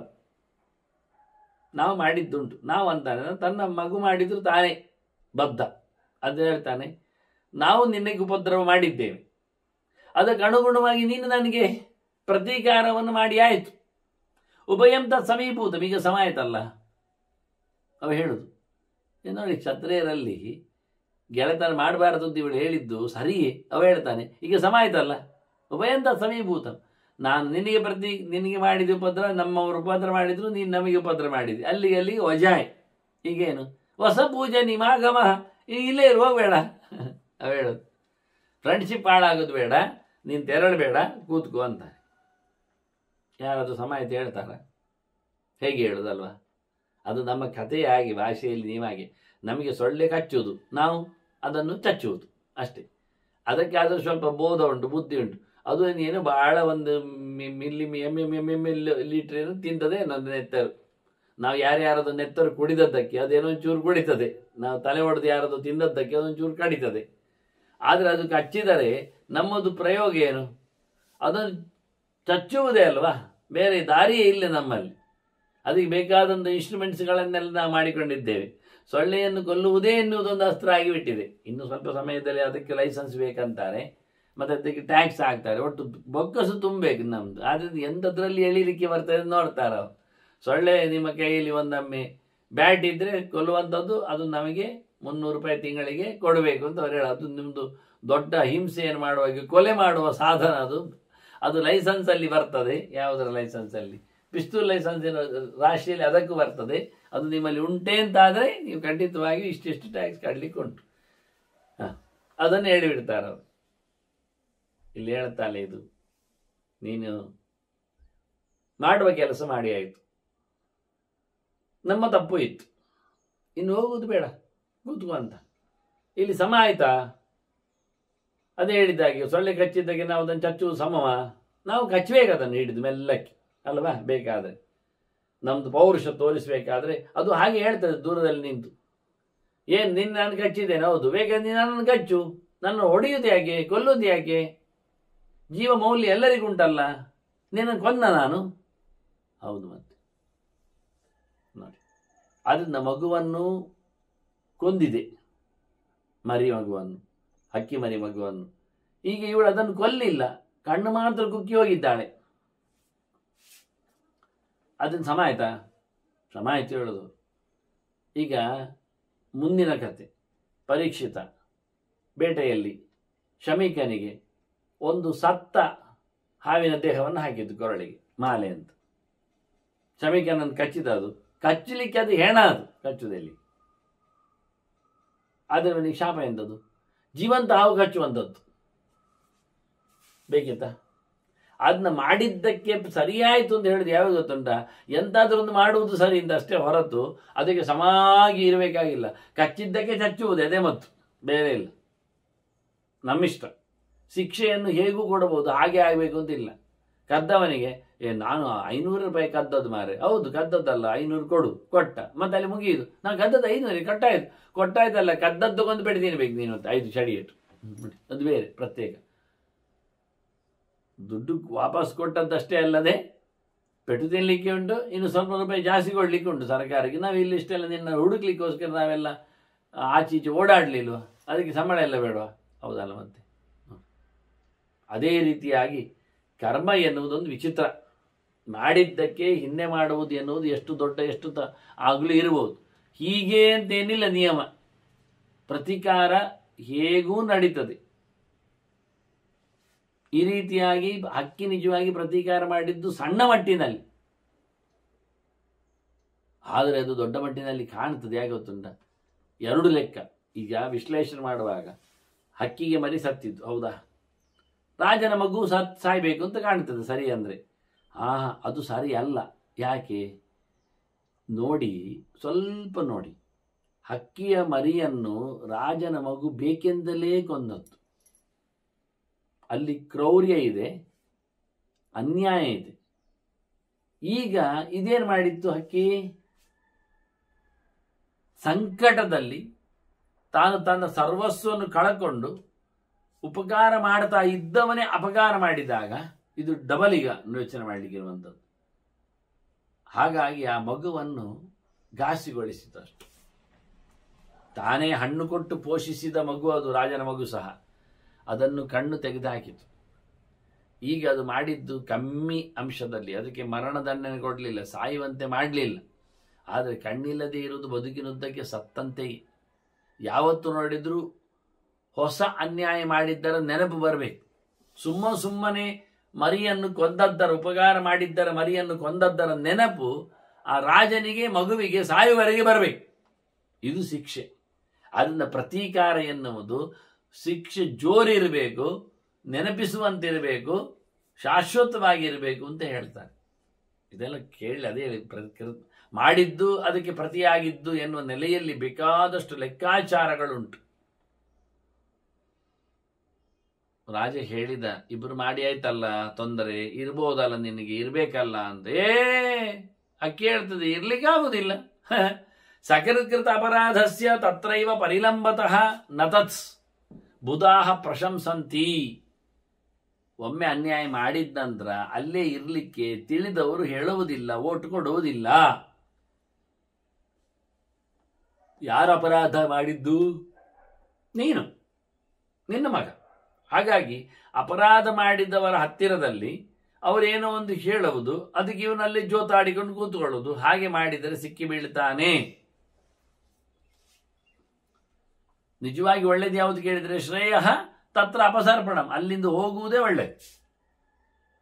ಮಾಡಿದ್ದು ಅನ್ಯಾಯ ನೀನು, ನಾನು ಅದಕ್ಕೆ ಪ್ರತೀಕಾರ ಮಾಡಿದ್ದೇನೆ. ಈಗ ನಿನಗೆ ಏನಾಗಿದೆ? ಪ್ರತೀಕಾರ ಜೋರಾಗಿದೆ. ನೋಡ್ಲಿಕ್ಕೆ ಹೋದ್ರೆ ಒಂದು ಮಗುವಿನ ಜೀವ ಮೌಲ್ಯವೇ ಇಲ್ಲ ಆಗಿದೆ. ಕಣ್ಣಿಲ್ಲದ ಮಗುವಿನ ಇನ್ನು ಬದುಕಬೇಕಲ್ಲ ಬಹಳ ಸಮಯ. ಇದು ಶಿಕ್ಷೆ, ದೀರ್ಘ ಮಾಡುವ ವಿಧಾನ, ನೆನಪಿಸುವ ಕತೆ. ಅಲ್ಲಿಗೆ ಮುಗಿದೋಗುದು ಬೇಡ ಅಂತ ಹೇಳಿ ಮಾಡಿತ್ತು. ತೊಂದರೆ ಅನುಭವಿಸ್ಲಿ ಅದು. ಅದರಿಂದಾಗಿ ರಾಜನು ನೋಡ್ಲಿ ಅಂತ ಹೇಳಿ ಹೇಳ್ತದೆ. ಆದ್ರಿಂದ ಇಲ್ಲಿಂದ ಹೋಗುವುದಷ್ಟೇ ನನಗೆ ಒಳ್ಳೆಯ ವಿಷಯ, ಅದರ ಆಚೆಗೆ ಏನು ಒಳ್ಳೆಯ ವಿಷಯ ಇಲ್ಲ. ಸಾಂತ್ವೇ ಪ್ರಯುಕ್ತೆ ವಿವರತೆ ಕೃತ ವೈರೇ ನ ವಿಶ್ವಸೇತ್. ವೈರ ಆದಲ್ಲಿ ವಿಶ್ವಾಸ ಇರಲಿಕ್ಕೆ ಇರುವುದಿಲ್ಲ. ಮತ್ತೆಷ್ಟು ಬೇಕಾದ್ರೆ ಅವನು ಸಮಾಧಾನ ಪಡಿಸ್ಲಿ, ಏನು ಬೇಕಾದ್ರೆ ಕೊಡ್ಲಿಕ್ಕೆ ನೋಡ್ಲಿ, ಯಾವ ರೀತಿ ಇದ್ದಲಾದರೂ ಅವರು ತೆರ್ಕೊಳ್ಳಿ. ಆದರೆ ವಾಸ್ತವವಾಗಿ ಎಂತ ಮಾಡಿದ್ರು ಸಹ ವೈರ ಮಾಡಿದವನಲ್ಲಿ ಎಂದೂ ಸಹ ವಿಶ್ವಾಸ ಇಡಬೇಡ. ನೀನು ವೈರ ನನಗೆ ಮಾಡಿದಿ, ದ್ವೇಷ ಮಾಡಿದಿ, ಅನ್ಯಾಯ ಮಾಡಿದಿ, ನಿನ್ನ ಮಗ ಮಾಡಿದ್ದಾನೆ, ಆದ್ರೆ ನಾನು ಇಲ್ಲಿ ಇರಲಿಕ್ಕೆ ಬರುವುದಿಲ್ಲ. ಒಂದೊಮ್ಮೆ ಅನ್ಯಾಯ ಮಾಡಿದವನ ಜೊತೆಯಲ್ಲಿ ಇರ್ಲಿಕ್ಕೆ ಹೋದ್ರೆ ಕ್ಷಿಪ್ರಂ ಸಹನ್ಯತೆ ಮೂಢಃ ನಹಿ ವೈರಂ ಪ್ರಶಾಮ್ಯತೆ. ವಿಷಯ ಗುಟ್ಟೇನು ಹೇಳಲಿಯಾ? ರಾಜನಿಗೆ ತನ್ನ ಮಗನ ಮೇಲೆ ಆಗಿರತಕ್ಕಂಥ ಕುರುಡುತನದ ಒಂದು ನೋವು ಉಂಟೀಗ.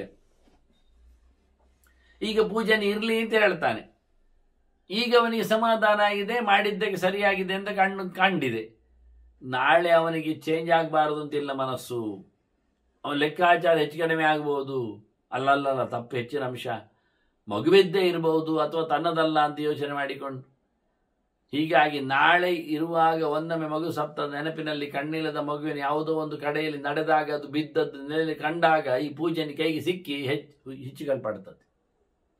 ಅದು ಹೇಳ್ತದೆ ಕ್ಷಿಪ್ರಂ ಸಹನ್ಯತೆ ಮೂಢ, ದಡ್ಡ ಆಯ್ತಪ್ಪ ಅಂತ ಹೇಳಿ ಮತ್ತೆ ಪುನಃ ವಿಶ್ವಾಸಕ್ಕೆ ಕೂತ್ರೆ ಒಂದಲ್ಲ ಒಂದು ದಿನ ಸಾಯ್ತಾನೆ. ನಹಿ ವೈರಂ ಪ್ರಶಾಮ್ಯತೆ. ವೈರ ಹೋಗುವುದಿಲ್ಲ, ಯಾವಾಗಲೂ ಕೆಲಸ ಹೋಗ್ತದೆ ಅಷ್ಟೇ, ಒಳಗಿಂದ ವೈರ ಇರ್ತದೆ. ಯಾವತ್ತೋ ಒಂದು ಸಮಯದಲ್ಲಿ ಆರಾಮಾಗಿ ಸಿಕ್ಕಿದಾಗ ಅಕ್ಕಿ ನನ್ನ ವೈರಿ ಅಂತ ಹೇಳಿಕೊಂಡು ಚಚ್ಚಿಬಿಡ್ತಾನೆ. ಅನ್ಯೋನ್ಯ ಕೃತ ವೈರಾಣಂ ಪುತ್ರಪೌತ್ರ ನಿಯಚ್ಛತಿ. ಪರಸ್ಪರ ಅವರವರು ಅನ್ಯಾಯ ಮಾಡಿಕೊಂಡ್ರೆ ಮಗನ ಕಾಲಕ್ಕೆ ಮೊಮ್ಮಕ್ಕಳ ಕಾಲಕ್ಕೆಲ್ಲ ಕೇಸು ಉದ್ದಾಗಿ ಇರುತ್ತದೆ. ಅವರನ್ನು ಬದ್ಧತೆಗೊಳಿಸ್ತದೆ. ನಾಳೆ ತಲೆದಂಡ ಅವನು ಕೊಡಬೇಕು. ಇಬ್ಬರು ಅನ್ಯಾಯ ಮಾಡಿಕೊಂಡ್ರೆ ಅವರ ಮಕ್ಕಳಂದಿರು ಸಹ ಮುಂದೆ ಅನ್ಯಾಯ ಮುಂದುವರಿಸ್ತಾರೆ. ಅದರ ಇನ್ಫ್ಲುಯೆನ್ಸ್ ಅಲ್ಲಿ ಅದರ ಮಕ್ಕಳು ಸಹ ಮುಂದುವರಿಸ್ತಾರೆ. ನೋಡಿ, 3 ತಲೆಮಾರಿನಲ್ಲಿ ಈ ಮೊದಲ ಗಲಾಟೆ ಉಳಿತದೆ. ಮಾಡಿದ ಕರ್ಮಗಳ ಒಳ್ಳೆದಿರ್ಲಿ ಕೆಟ್ಟದಿರ್ಲಿ, ಇಲ್ಲಿ ಹೇಳಿದ್ದು ಕೆಟ್ಟದನ್ನು. ಕೆಟ್ಟದ್ದು ಮಾಡಿದ್ದು ಕೂಡಲೇ ಪರಿಣಾಮ ಬರುವುದಿಲ್ಲ, ಮುಂದುವರಿತದೆ, ಮುಂದಕ್ಕೆ ಕೇಳುತ್ತದೆ. ಪುತ್ರೇ ಪೌತ್ರೇ ವಿನಿರ್ಮಾಯ ಪರಲೋಕನ್ನಿ ಎಚ್ಚತಿ. ಕೊನೆಗೆ ಇಲ್ಲಿ ಅವರನ್ನು ಶೀಂಟಿ ತೆಗೆದ ನಂತರ ಮತ್ತೆ ಪರಲೋಕ ಕಟ್ ಮಾಡಲಿಕ್ಕೆ ಶುರು ಆಗ್ತದೆ. ಅನ್ಯಾಯ ಮಾಡಿದವನು ಇಲ್ಲಿ ಗಮನಿಸದೆ ಒಂದೊಮ್ಮೆ ಬದುಕಿ ಹೋಗಿಬಿಟ್ರೆ ಅವನ ಮಕ್ಕಳು ಮೊಮ್ಮಕ್ಕಳು ಪೆಡೆ ತಿಂತಾರೆ. ಅವ್ರು ಯಾರು ಇಲ್ಲ ಅಂತ ಆದ್ರೆ ನಾವೇ ಹೇಳೋದು, ಕೆಲವರು ಹೇಳೋದು ಹಂಗೆ ಅಂತ ಮಕ್ಕಳಿಲ್ಲ ಆರಾಮ ಅಂತ. ಆರಾಮ ಏನಿಲ್ಲ, ಅವನಿಗೆ ಪರಲೋಕದಲ್ಲಿ ಪೆಡೆ ಸಿಗ್ತದೆ, ಹೋಗ್ಲಿಕ್ಕೆ ಬಿಡುವುದಿಲ್ಲ. ಇಲ್ಲಿ ಅನ್ಯಾಯ ಆಗಿ ಅನುಭವಿಸಿಕೊಂಡೇ ಹೋಗ್ಲಿಕ್ಕೆ. ಸ್ವರ್ಗದಲ್ಲಿ ಉಂಟು ಬೆಳಕು, ಅದು ಹೀಗಲ್ಲ. ಬಹಳ ಚೆನ್ನಾಗಿ ಹೇಳ್ತದೆ. ಸರ್ವೇಶಾಂಕೃತ ವೈರಾಣಂ ಅವಿಶ್ವಾಸ ಸುಖಾವಹ. ಒಟ್ಟಾರೆ ಅಂತ ಹೇಳೋದಂದ್ರೆ ಎಲ್ಲಾ ಶತ್ರುಗಳಲ್ಲಿಯೂ ವ್ಯವಸ್ಥೆ ಏನು ಕೇಳಿದ್ರೆ ಆದಷ್ಟು ವಿಶ್ವಾಸ ಇಲ್ಲದಿಡುವುದೇ ಬದುಕುವ ಚಂದ. ವ್ಯವಸ್ಥೆ ನಿಜವಾಗಿ ಅನ್ಯಾಯ ಮಾಡಿದವರಲ್ಲಂತೂ ಖಂಡಿತವಾಗಿಯೂ ಡಿಸ್ಟೆನ್ಸ್ ಮೇಂಟೆನ್ಸ್ ಮಾಡೋದು ಭಾರಿ ಚಂದ. ಸರ್ವೇಶಾಂ ಕೃತವೈರಾಣಂ ಅವಿಶ್ವಾಸ ಸುಖಾವಹ ಏಕಾಂತತೋ ನ ವಿಶ್ವಾಸ ಕಾರ್ಯ ವಿಶ್ವಾಸಘಾತುಕಿ. ವಿಶ್ವಾಸ ಬಿಟ್ಟವನ ಹತ್ತಿರದಲ್ಲಿ ನಾವು ಏಕಾಏಕಿಯಾಗಿ ಹೋಗಿ ಕೊನೆಗಳಿಗೆವರೆಗೆ ಅಂತ ಹೇಳಿಕೊಂಡು ಅವನಲ್ಲಿ ಫ್ರೆಂಡ್ಶಿಪ್ ಮಾಡ್ಲಿಕ್ಕಂತೂ ಖಂಡಿತ ಹೋಗಬಾರ್ದು. ಈಗ ಬ್ರಹ್ಮದತ್ತ ರಾಜ ಇದ್ದಾನೆ, ಅವನು ನಮಗೆ ಘಾತುಕ. ಪೂಜನಿಗೆ ಆರಾಮ ಇರಲಿಕ್ಕೆ ಬಿಟ್ಟವ, ಅದರ ಮರಿಯನ್ನು ಸಹ ಒಪ್ಪಿಕೊಂಡವ, ಅಂತವನು ವಿಶ್ವಾಸ ಮಾಡಿಕೊಂಡವನು ಇವತ್ತು ವಿಶ್ವಾಸ ದ್ರೋಹಿ ಆಗಿದ್ದಾನೆ. ಆ ಮಗುವಿಗೆ ಅಶನಕ್ಕೆ ತಾನು ಹೇಳಿಕೊಳ್ಳದೆ ನೋಡಿಕೊಳ್ಳದೆ ಅನ್ಯಾಯ ಮಾಡಿಬಿಟ್ಟಿದ್ದ. ಹೀಗಾಗಿ ಈ ಏಕಾಏಕಿಯಾಗಿ ನೀನು ಅನ್ಯಾಯ ಮಾಡಿದವರ ಜೊತೆಯಲ್ಲಿ ವಿಶ್ವಾಸಘಾತುಕನ ಜೊತೆಯಲ್ಲಿ ವಿಶ್ವಾಸವನ್ನು ನೀಡುವುದು ಸಮ ಇಲ್ಲ. ನ ವಿಶ್ವಸೇದ ವಿಶ್ವಸ್ತೇನಾದ ವಿಶ್ವಸೇತದು ಮತ್ತೆ ಪುನಃ ಹೇಳಿಕೊಳ್ಳುತ್ತದೆ. ನಾವು ಕಳೆದ ಬಾರಿ ಕೇಳಿಕೊಂಡ ಮಾತುಗಳು ಸುಮಾರು ಬಾರಿ ಭಾರತದಲ್ಲಿ ಬರ್ತದೆ. ವಿದುರನು ಹೇಳಿರ್ತಾನೆ, ವಿಶ್ವಾಸ ಇದ್ದವರಲ್ಲಿಯೂ ನೀನು ಹೆಚ್ಚು ವಿಶ್ವಾಸ ಇಡಬೇಡ, ವಿಶ್ವಾಸ ಇಲ್ಲದವರಲ್ಲಿ ಅಂತೂ ವಿಶ್ವಾಸ ಮಾಡಲಿಕ್ಕೆ ಹೋಗಬೇಡ. ಆದರೆ ಎಲ್ಲರನ್ನು ವಿಶ್ವಾಸ ಮಾಡುವಂತೆ ನೀನು ನೋಡು, ಆದರೆ ಯಾರನ್ನು ನಂಬಬೇಡ. ಇಷ್ಟು ಸ್ಪಷ್ಟವಾದಂಥ ಬೇಕಾದಷ್ಟು ನೀನು ವಿಶ್ವಾಸಕ್ಕೆ ಬದಲಾವಣೆಯನ್ನು ಕೊಡು, ಆದರೆ ಯಾರನ್ನು ಒಪ್ಪಿಕೊಳ್ಳುವ ಕೆಲಸಕ್ಕೆ ಹೋಗಬೇಡ ಎನ್ನುವ ಮಾತನ್ನು ಮತ್ತೆ ಹೇಳ್ತದೆ. ಮತ್ತೊಂದು ಬಹಳ ಚಂದವಾದಂತಹ ಚಿಂತನೆಯನ್ನು ಕೊಡುತ್ತದೆ. ಮಾತಾ ಪಿತಾ ಬಾಂಧವಾನಾಂ ವರಿಷ್ಠವು ಭಾರ್ಯಾಚರ ಭಾರ್ಯಾಕ್ಷೇತ್ರಂ ಎನ್ನುವ ಪಾಠ ಉಂಟು. ಭಾರ್ಯಾಚರ ಬೀಜ ಮಾತ್ರಂಚ ಪುತ್ರ. ವಾಸ್ತವವಾಗಿ ಬದುಕಿನಲ್ಲಿ ಯಾರಿಗೆ ಯಾರ ವಿಶ್ವಾಸ ಕೇಳಿದರೆ ಎಲ್ಲಿ ಉಂಟು ಕೇಳ್ತದೆ ಇದು. ತಂದೆ ತಾಯಿ ಎನ್ನುವುದು ಈ ನಮ್ಮ ಸಂಬಂಧಗಳಲ್ಲಿನ ಒಂದು ದೊಡ್ಡ ಸಂಗತಿ ಅಷ್ಟೆ, ಮತ್ತೇನಲ್ಲ. ತಂದೆ ಬೇಕು, ತಾಯಿ ಬೇಕು, ಬಂಧುಗಳು ಬೇಕಿದ್ದಾಗಿ. ಅವರು ಬಂದವರಲ್ಲಿ ದೊಡ್ಡವರು, ಖುಷಿಯವರು, ಮೊದಲಿಗರು ಅಂತ ಅರ್ಥ ಬರ್ತದೆ. ನಮಗೆ ಬಂಧುಗಳಾಗುವಲ್ಲಿ ಮೊದಲ ಯಾರು ಬಂದಾದದ್ದು? ಮೊದಲಪ್ಪ ಮತ್ತಮ್ಮ, ನಮ್ಮನ್ನು ತಂದವ ಮತ್ತೆ ಹೆತ್ತವಳು. ಮೊದಲ ಬಂಧುಗಳು ನಮಗೆ ತಂದೆ ತಾಯಿಗಳು. ಮುಂದಕ್ಕೆ ಹೋದ್ರೆ ಅವರಿಂದಾಗಿ ತಂದೆ ತಾಯಿ, ತಾಯಿಯ ತಂದೆ, ಇವರೆಲ್ಲ ನಮಗೆ ಬಂಧುಗಳು ಅಂತ ಅನಿಸಿಕೊಂಡದ್ದು. ಇವರ ತಂದೆ ಆಗ್ಲಿಕ್ಕೆ ಹೋಗಿ ಇವರ ಅಜ್ಜ ಆದದ್ದು, ಚಿಕ್ಕಪ್ಪ ಆದದ್ದು, ಮಾವ ಎಲ್ಲ ಆದದ್ದು. ಅದು ಇವರಿಂದಾಗಿ ನಮಗೆ ಬಂಧುಗಳಾದದ್ದು ಹೊರತು ಸ್ವಯಂ ಏನಲ್ಲ. ಆದರೆ ಪ್ರಧಾನವಾಗಿ ಮುಖ್ಯವಾಗಿ ಬಂಧುಗಳಲ್ಲಿ ಯಾರು ದೊಡ್ಡವರು ಕೇಳಿದರೆ ತಂದೆ ತಾಯಿಗಳು. ಮತ್ತೆ ಹೆಂಡತಿ ಅಂತದ್ದು ಕೇಳಿದರೆ ಹೆಂಡತಿ ಅದು ಹಿಂಡತಿ ಅಷ್ಟೇ. ಜರ ಅಂದ್ರು ಹಾಗೆ ಖಾಲಿ ಆಗ್ಲಿಕ್ಕೆ ಇರತಕ್ಕಂಥ ಒಂದು ಜಾಗ. ಮನುಷ್ಯ ತನ್ನನ್ನು ಖಾಲಿ ಮಾಡಿಕೊಳ್ಳಿಕ್ಕೆ ಒಂದು ಬೇಕಲ್ಲ, ಅದಕ್ಕೊಂದು ಹೆಂಡತಿ, ಅದರಿಂದ ಕ್ಷೇತ್ರ ಒಂದು, ಅವಳು ಗದ್ದೆ, ಅವಿನ ಆಸ್ತಿ ಇವಳು ಅಷ್ಟೇ. ಅಲ್ಲಿ ಮತ್ತೆ ಬೀಜ ಯಾರು ಕೇಳಿದ್ರು? ಬೀಜ ಮಗ, ಬೀಜ ಮಾತ್ರ ಒಂದು ಪುತ್ರ, ಮುಂದುವರಿಸಲಿಕ್ಕೆ ಒಂದು ಜನ, ಅವನಷ್ಟೇ, ಅದಕ್ಕೆ ಮಾತ್ರ ಆದ. ಮತ್ತೆ ಭ್ರಾತಾ ಶತ್ರು, ಮತ್ತೆ ಅಣ್ಣ ತಮ್ಮಂದಿರೆಲ್ಲ ಲಡಾಯಿಗೆ ಇರುತ್ತೆ. ಗಂಟೆ ಮುಟ್ಟೆ ಸಿಗ್ತದ ನೋಡುದು, ಇಲ್ಲಾಂದ್ರೆ ಹೇಳ್ಕೊಳ್ಳೋದು. ನೋಡಿ, ಈಗ ಪಾಂಡವರ ಕೌರವರಲ್ಲಿ ಆದದ್ದು ನೆನಪಿಸಿಕೊಂಡೇ ಹೇಳ್ತದ. ಭ್ರಾತಾ ಶತ್ರು, ಸೋದರನಾದ್ರೆ ನಮಗೆ ಗೆರೆ ಎಳಿತಾನೆ ಅಂತಲೇ ಅರ್ಥ. ಮತ್ತೆ ಗೆಳೆಯರೆಲ್ಲ ಇಲ್ಲ, ಅವರು ಚಂದವಾಗಿ ನಿಮ್ಮ ಹತ್ರ ಬರುದೇ, ಕ್ಲಿನ್ನ ಪಾಣಿರ್ವಯಸ್ಯ ಅದು ಹೇಳ್ತದೆ ಬಹಳ ಚೆನ್ನಾಗಿ. ಗೆಳೆಯ ಎಂಥದ್ದು? ಗೆಳೆಯ ಒದ್ದೆ ಕೈಯವ. ಇದು ಯಾರಿಗೆ ಗೊತ್ತಾಗೋದಿಲ್ಲ ವಿಷಯದಲ್ಲಿ, ಯಾರು ನೆನಪಿಸಿಕೊಳ್ಳುವುದಿಲ್ಲ, ಹೇಳುವುದಿಲ್ಲ ವಿವರಣೆ. ಒದ್ದೆ ಕೈಯವ ಗೆಳೆಯ ಅಂತ. ಒದ್ದೆ ಕೈ ಅಂದ್ರೆ ಏನು ಹೇಳಿ? ಒದ್ದೆ ಕೈಯಲ್ಲಿ ಏನು ದಾನ ಕೊಡ್ಲಿಕ್ಕೆ ಯಾರು ಬರುವುದಿಲ್ಲಂತೆ, ಇದು ಕ್ರಮ. ಇವ ಯಾಕೆ ಒದ್ದೆ ಮಾಡಿಕೊಂಡ ಕೈಯನ್ನು ಕೇಳಿದೆ? ದಾನ ಪಡೆದ ನಂತರ ಅದನ್ನು ತೆಗೆದಿಟ್ಟು ಕೈ ತೊಳಿಬೇಕಲ್ಲ, ಹಾಗೆ ಕೈ ತೊಳಿತಾ ಇರ್ತಾನವ. ಅವನ ಕೈ ಒದ್ದೆಯಾಗಿ ಕೇಳಿದ್ರೆ ಅವನು ಪಡಿಲಿಕ್ಕೆ ಅದನ್ನು ಕೊಡ್ಲಿಕ್ಕೆಲ್ಲ ಹೇಳಿದ್ದು. ಲಿನ್ನಬಾಣಿ ಅಂದ್ರೆ ಕೈ ತೊಳೆದವ, ಕೈ ತೊಳೆದದ್ದು ಯಾಕೆ? ದಾನ ಕೊಟ್ಟದ್ದಕ್ಕೆ, ದಾನ ಪಡೆದದ್ದಕ್ಕೆ. ಪ್ರತಿ ಸರ್ತಿ ದಾನ ಪಡೆಯುವುದೇ ಆಯ್ತು. ಅವನು ಯಾವತ್ತು ನೋಡಿದ್ರೆ ಅವನು ಒದ್ದೆ ಕೈ. ಗೆಳೆ ಎಂತ ಕೊಡ್ತಾನೆ? ಗೆಳೆ ತಗೊಳ್ತಾನೆ, ಕೊಡುವುದಿಲ್ಲ ಅಂತ. ಈ ಗೆಳೆಗಳು ಬಹಳ ಚೆನ್ನಾಗಿ ಮಾತಾಡ್ತಾನೆ. ಗೆಳೆಯ ಕೊಡುವವನಲ್ಲ, ಗೆಳೆಯ ಕಸಿಯುವವ, ಕೇಳುವವ, ಪಡೆಯುವವ, ಕೈ ಹಿಡಿತಾನಷ್ಟೆ.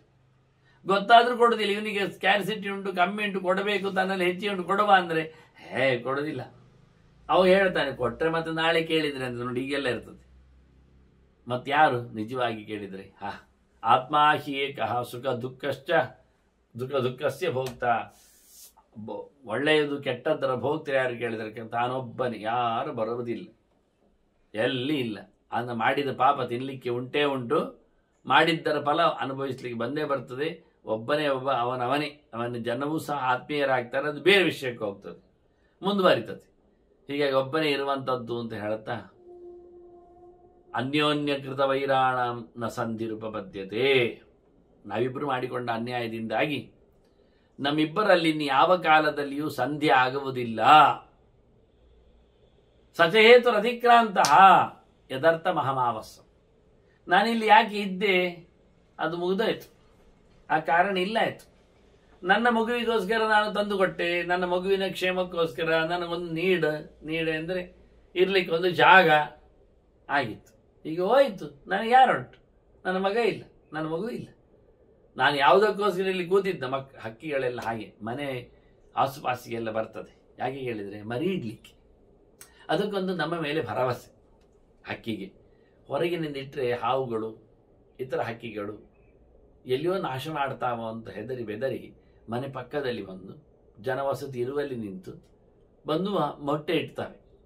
ಯಾಕೆ? ನೀವು ಏನಾದರೂ ಉಪಟಳಗಳು ಬಂದಾಗ ದೂರ ಓಡಿಸ್ತೀರಿ ಅನ್ನತಕ್ಕಂಥ ಅದಕ್ಕೆ ಹುಚ್ಚು ಧೈರ್ಯ, ಜೊತೆಯಲ್ಲಿ ಕೆಟ್ಟ ಭರವಸೆ. ಮತ್ತೆಂದು ಅದು ನೋಡಿದರೆ ಮನೆಯ ಬೆಕ್ಕೆ ತಿಂದಾಗಿ ಬಿಡ್ತದೆ ಕೆಲವೊಮ್ಮೆ ಆ ಹಕ್ಕಿಯನ್ನು. ಅವರು ಅದಕ್ಕೂ ಇಂಬು ಕೊಡ್ತಾರೆ, ಬಿಟ್ಟು ಕೊಡ್ತಾರೆ. ಅದು ತಪ್ಪು. ಪಾಪ ಅದು ನಿಜವಾಗಿ ಇಡುವುದಿಲ್ಲ. ಬೆಕ್ಕು ನಾಯಿ ಇದ್ದಲ್ಲಿ ಹಕ್ಕಿಗಳು ಬರುವುದೇ ಇಲ್ಲ, ಅವುಗಳಿಗೆ ಸಿಗುವ ಹಾಗೆ. ಆದರೂ ಕೆಲವೊಮ್ಮೆ ಅದು ತಪ್ಪಿ ಹೋಗಿ ಇಟ್ಟು ಹೋಗ್ತದೆ, ಸಿಕ್ಕಿಬಿಡ್ತದೆ. ಎಲ್ಲಿ ಬೆಕ್ಕಿನ ವಾಸನೆ ಇಲ್ಲ, ಎಲ್ಲಿ ನಾಯಿಯ ನರಿಯ ವಾಸನೆಗಳು ಬರುವುದಿಲ್ಲ, ಅಂತಹ ಕಡೆಯಲ್ಲಿ ಬಹಳ ಜೋಪಾನವಾಗಿ ಗೂಡು ಕಟ್ಟಿ ಮೊಟ್ಟೆ ಇಡ್ತದೆ. ಆದರೂ ಕಾಯ್ತಾ ಇರ್ತದೆ ತಪ್ಪಿಸಿ ಹೋಗದಂತೆ. ಮತ್ತೆ ಬೇರೆ ಪ್ರಾಣಿಗಳು ಹೇಳುತ್ತಾವೆ, ಏನೋ ಬಂತು ಅಂತ ಹೇಳಿ ಸೈನ್ ಕೊಡ್ತಾವೆ. ಇದೇ ದೂರದಲ್ಲಿ ಹೇಳ್ತದೆ, ಒಬ್ಬ ಬಂದ, ತೆಗಿಯುವ ಬಂದ, ತಿನ್ನುವ ಬಂದ, ಜಾಗ್ರತೆ ಅಂತೇಳಿ ತನ್ನ ತೊಟ್ಟೆ ಬಗ್ಗೆ, ತನ್ನ ಗೂಡಿನ ಬಗ್ಗೆ ತಾನೇ ದೂರದಲ್ಲಿ ನಿಂತು ಬೊಬ್ಬೆ ಹೊಡಿತದೆ, ಯಾರಾದರೂ ರಕ್ಷಣೆ ಮಾಡ್ರಿ ಅಂತ. ಹಕ್ಕಿ ಕೂಗುವಾಗಲೇ ಗೊತ್ತಾಗ್ತದೆ ನಮಗೇನು ಆಗಿದೆ ಅಂತ, ಅನಾಹುತಕ್ಕೆ ಅಂತ. ಹೀಗಾಗಿ ಅದು ಹೇಳ್ತದೆ, ನಾನು ತುಂಬಾ ವಿಶ್ವಾಸದಿಂದ ನನ್ನ ಮೊಟ್ಟೆ, ನನ್ನ ಮರಿ, ನನ್ನ ಸಂತಾನ, ನನ್ನ ಮಗು ಬೆಳಿಲಿಕ್ಕೆ ಆಗ್ತದೆ ಹೇಳಿ ನಾನು ಅರಮನೆಯಲ್ಲಿ ಬಂದು ಕೂತೇ ಇದ್ದೇನೆ. ಇನ್ನು ನನ್ನ ಬಂದ ಕೆಲಸ ಏನು ಬೇರೆ ಇಲ್ಲ. ನಾನು ಇದ್ದದ್ದಕ್ಕೋಸ್ಕರ, ಮಗುವಿನ ಪೋಷಣೆಗೋಸ್ಕರ, ನಿನ್ನ ಮಗು ಇತ್ತು ಅಂತ ಕೊಟ್ಟವರ, ಆಶ್ರಯ ಕೊಟ್ಟವರಿಗೆ ನಾನೇನು ಕೊಡಬೇಕಲ್ಲ, ಬಾಡಿಗೆ ಆಯ್ತಲ್ಲ ಒಂದು ದೃಷ್ಟಿಯಿಂದ. ನೋಡಿ, ಹಕ್ಕಿ ಎಲ್ಲ ಬಾಡಿಗೆ. ಯಾರ್ಯಾರೋ ತೋಟದಲ್ಲಿ ಗಿಡ ಕಟ್ತದೆ, ಸುಮಾರು ಸಮಯ ಇರ್ತದೆ, ಮೊಟ್ಟೆ ಆದ ನಂತರ ಹಾರುತ್ತದೆ, ಹಾರಿಸಿಕೊಂಡು ಹೋಗ್ತದೆ. ಅದು ತೋರಿಸಿಕೊಡ್ತದೆ ಹಾರುವುದು ಹೇಗೆ ಅಂತ, ಕೊನೆಯ ಟ್ರೈನಿಂಗ್ ಅದರದಷ್ಟೇ. ಅದರ ಆಚೆಗೆ ಇಲ್ಲ.